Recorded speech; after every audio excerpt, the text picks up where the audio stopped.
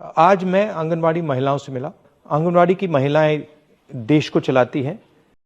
तो आजिर ভিডিঅ'খনত ৰাহুল গান্ধীয়ে অংগনবাদী কৰ্মীসকলৰ দৰমহাৰ ওপৰত কিছু মন্তব্য আগবঢ়াইছে।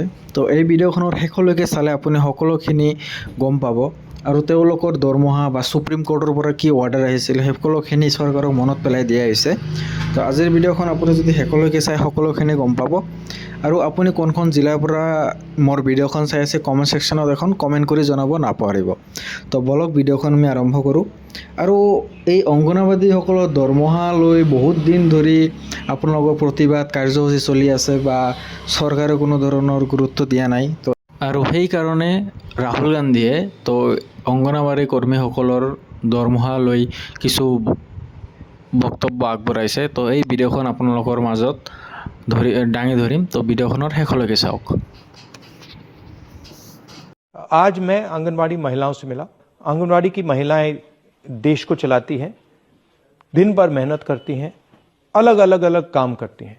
इसीलिए इनकी सुनवाई होनी चाहिए, इनकी इज्जत होनी चाहिए।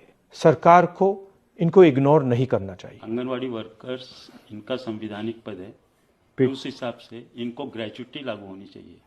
और सर 3 साल हो गए हैं, ये सरकार उस बारे में कुछ भी निर्णय नहीं ले रही, सुप्रीम कोर्ट के आदेश को नहीं मान रही है सर। तो ये ग्रेच्युटी सुप्रीम कोर्ट ने जो दिया आदेश वो इस सरकार से लड़ के हमें लेना है, और उसमें आपकी भागीदारी बहुत महत्वपूर्ण रखती है। दूसरा मुद्दा है कि गुजरात हाई कोर्ट ने बोला है कि आंगनवाड़ी वर्कर्स को परमानेंट करिए, और जब तक परमानेंट नहीं कर रहे हैं तब तक इनको 3 क्लास का वेतन दो।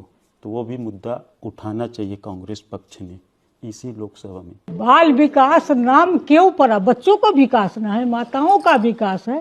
और देश से कुपोषण दूर हुआ कि नहीं हुआ, ये हमारे स्वर्गीय इंदिरा गांधी जी का है, जिस समय के हम लोग शुरू किए थे। आप कुछ